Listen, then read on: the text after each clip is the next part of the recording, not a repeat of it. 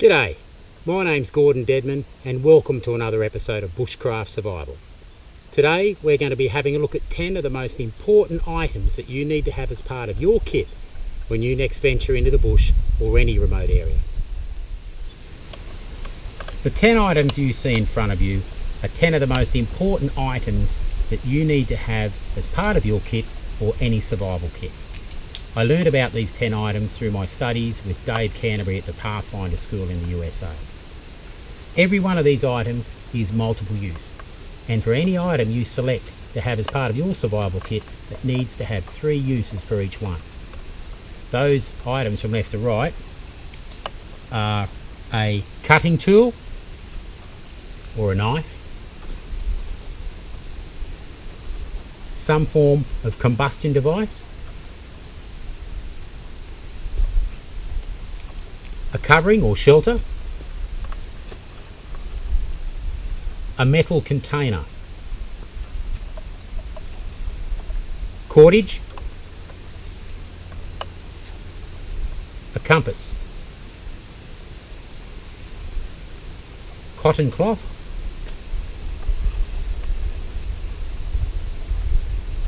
cargo or duct tape, a candeling device or torch,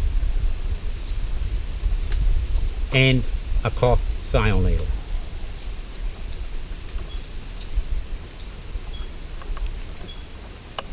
The first 5 items are the most important items to have because they are the most time consuming and the most difficult to make in nature.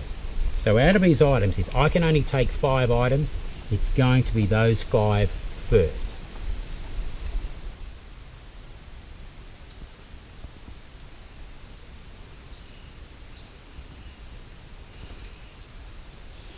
The first item is probably the most important tool in bushcraft, and that is a knife or a cutting tool. Ideally, we want our knife to be a fixed blade knife that is full tang. That means the blade goes all the way up, the steel from the blade goes all the way up to the end of the handle, making it very solid, very robust, and it won't break. It needs to be carbon steel. That makes it easier to sharpen, and we can create sparks with that with a ferro rod or a piece of flint. This knife happens to be Scandi ground, which means it is more easy to resharpen out in the field. A much more affordable version of the same kind of knife is made by Moore of Sweden. This is their companion knife, and this is carbon steel, which means we can get a good spark with a ferro rod, particularly because it has a nice 90-degree edge on the spine. We don't want any serrations or any of that sort of fancy stuff or saws or anything like that on the back of a knife. We just want a straight, flat back to it with a good 90-degree spine that enables us to produce sparks. Once again, it's Scandi ground, carbon steel. However, this is not full tang, but it is a very good basic knife for bushcraft, and it comes at a great price at about $35 in Australia.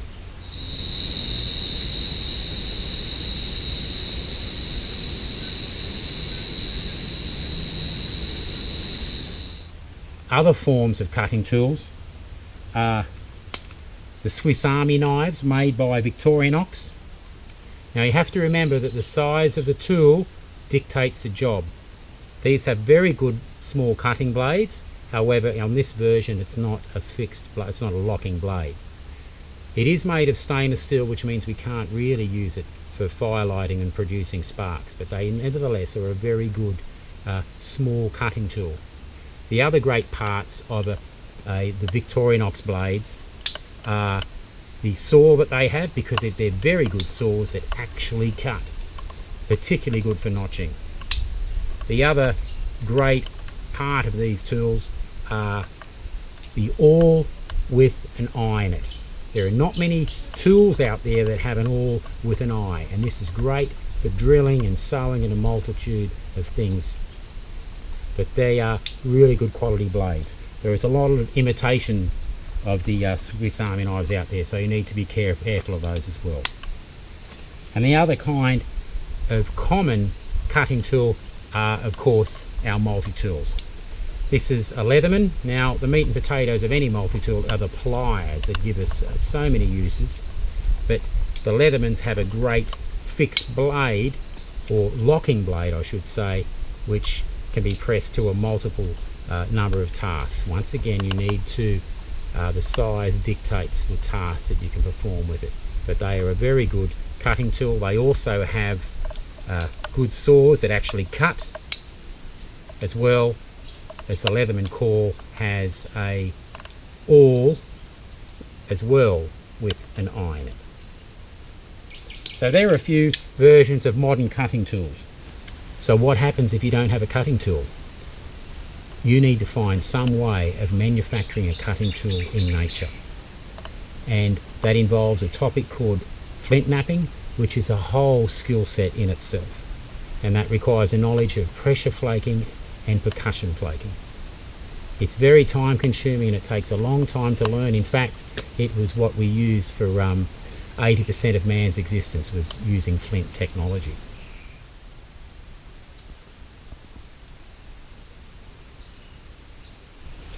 Our second item is some form of combustion device.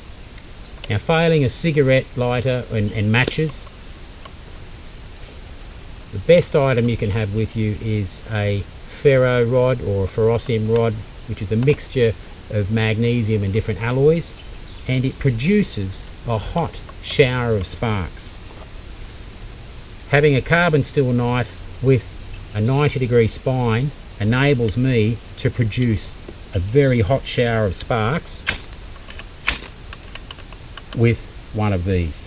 This has thousands of strikes in it. It can get soaking wet and it still works.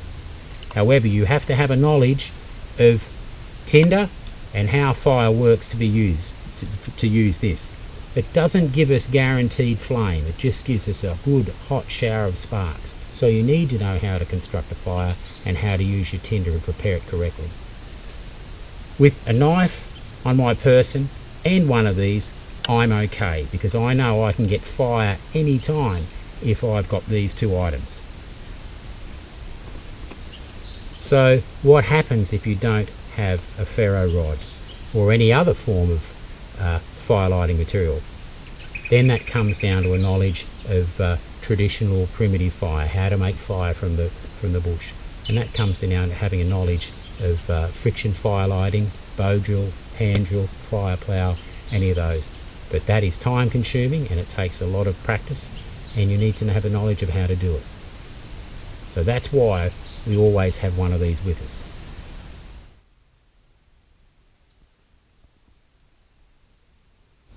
Our third item is some type of covering.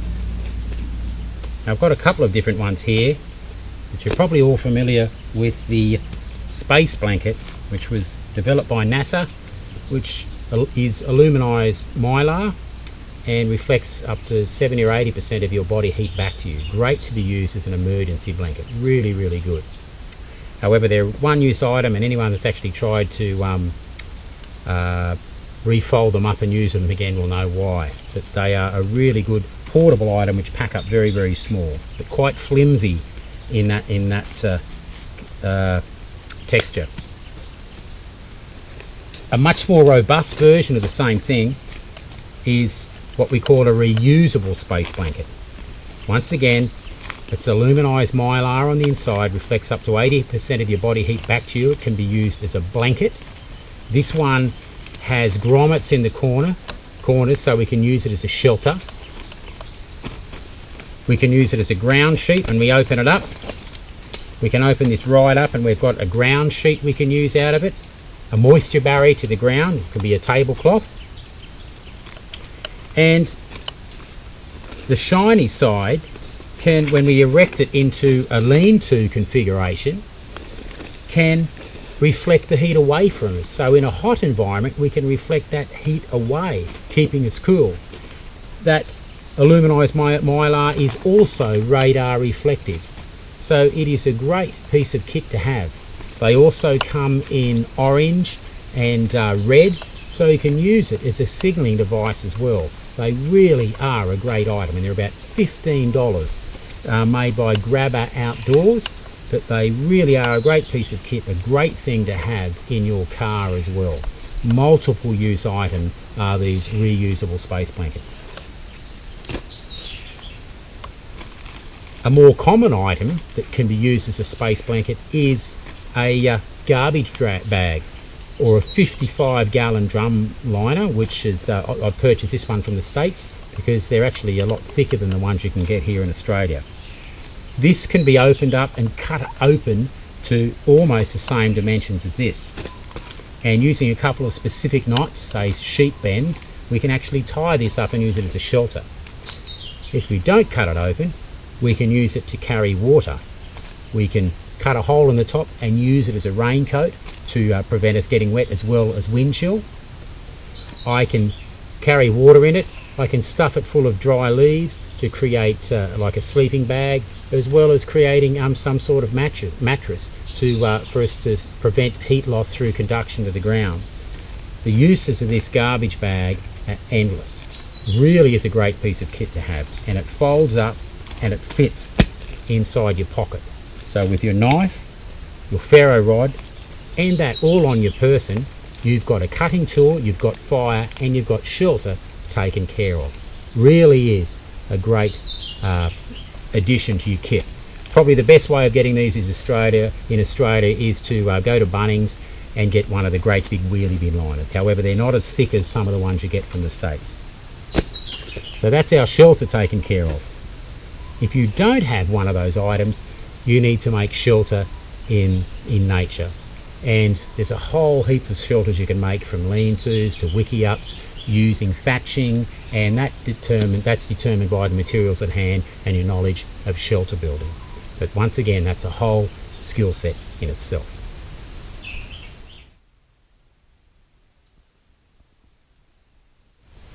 Our fourth item is a metal container and nesting cup. We need some way of carrying water as well as boiling and cooking water. Boiling is the best method of making water safe to drink. This is made by Clean Canteen, stainless steel,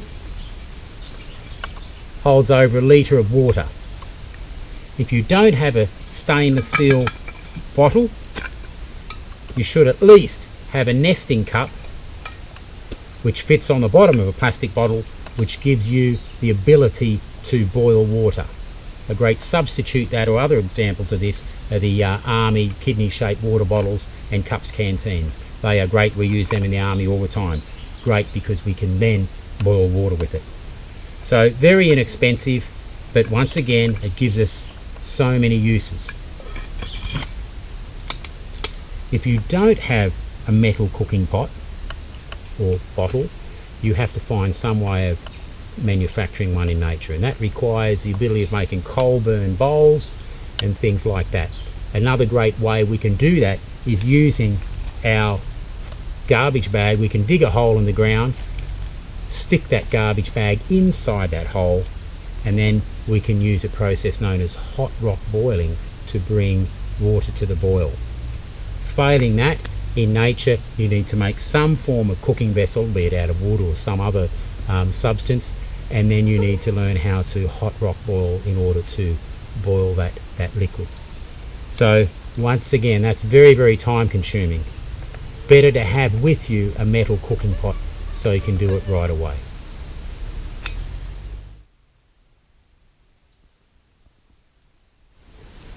Our fifth item is cordage. Now we use cordage every day in our lives somehow. It holds things together, it holds our clothes together. It's the equivalent of cordage is found in our buildings. All over the place we use cordage in some way or another. The cordage I like to take with me is parachute cord. This is 550 parachute cord, and that's used to hold the suspension lines on parachutes in the military. Parachute cord has 7 inner strands, and good parachute cord should have that, and each one of those 7 inner strands can then be broken down into 2 smaller fibres. Now when we break that down into smaller fibres, we can then use that to things like fishing line, trap making material, and even if you're pressed to, suturing cord. So whatever length of cordage we have, we can multiply it by 7 once we break it down. It really is great stuff, and I always carry it in a 25-foot hank. Other forms of modern cordage are Mariner's bank line, which once again it's a 3-ply cordage, so it can be broken down into finer fibres, which is what we want. And this is a tarred Mariner's bank line, and this is also great stuff. Now, if you don't have cordage, you have to find some way of manufacturing that in nature.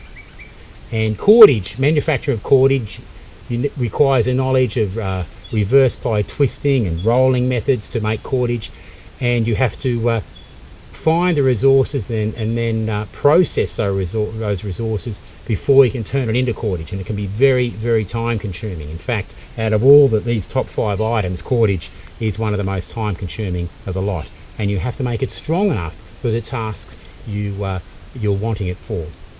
Better to have that cordage with you so that you don't have to make it in nature.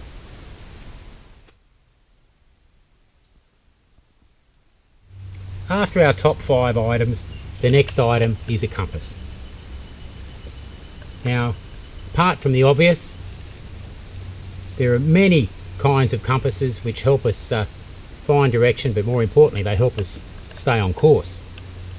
There are, in the army we use lymphatic compasses and prismatic compasses. This happens to be what's called a sighting compass, and you can actually take a bearing on a fixed position, see the base plate, as well as a mirror enables you to look at where you're going and see the base plate at the same time. The other advantage of having a mirror is that we can use it as a heliograph or a signalling device, and that is the best form of signalling. In a sunny day, a heliograph can be visible up to 20 kilometres. Very, very effective means of signalling and very underestimated. The other items attached to this compass are some pacing beads, so I know how far I've gone, as well as a very loud stadium whistle. But a compass is a great item. If we don't have a compass, we then have to resort to natural means of navigation using the sun, celestial means, and so forth.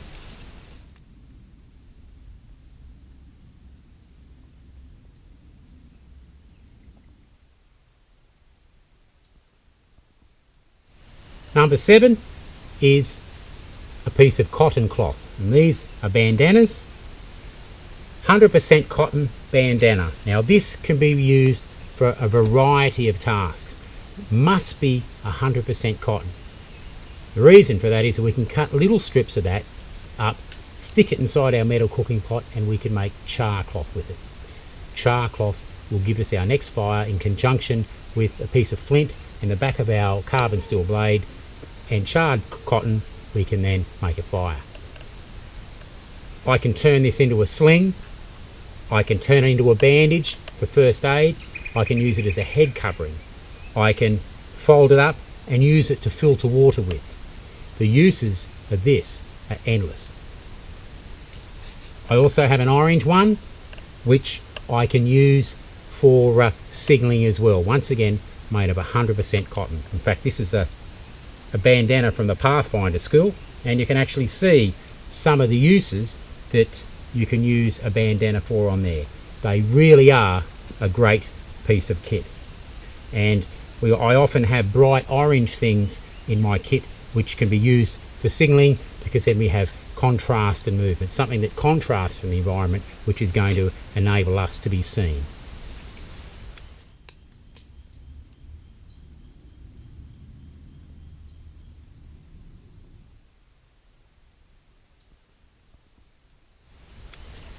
Our 8th item is cargo tape or duct tape. Once again, this has multiple uses. We can use it for waterproofing, for fixing things. I can make cordage out of it. I can use it, I can even make a water bottle that will hold water out of duct tape. The uses of this are endless. Combined with our bandana as a bandage, here's my sticky plast. I've got a lot of first aid issues sorted out just with these 2 items. So this really is a great piece, a great item to have in your kit. This is actually Gorilla Tape, and very, very strong, so get some of this in your kit.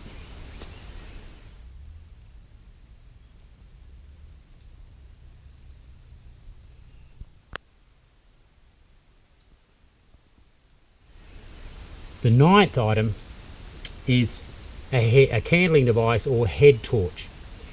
This gives us the ability to see at night. It's on your head. You're not going to poke your eyes out with a stick, but generally speaking, we shouldn't be moving around the dark anyway. So really, if there's going to be an item that I'm going to discard and not take with me, it's going to be a head torch, because if I've got a fire, I've got light. So really, it's just about being able to see in the dark. However, the batteries in this can help me start a fire if I've got some steel wool.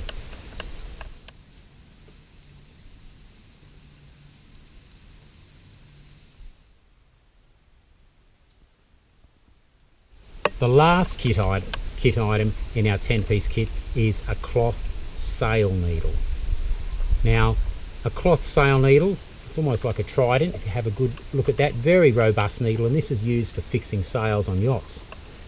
But if I fashion a little handle for this, I can use this for all sorts of repairs. In conjunction with the inner strands of my parachute cord, I've got a great means of mending packs and fixing all kinds of things.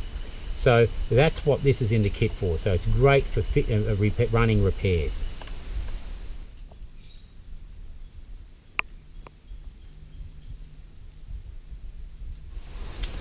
So there's a look at 10 items which are very, very important that you should have in your kit. Once again, all these items are multiple use. They can all each be used for many purposes, and that's what you want with any item you're going to as part of your kit. It must be multiple use, otherwise there's not much point in taking it.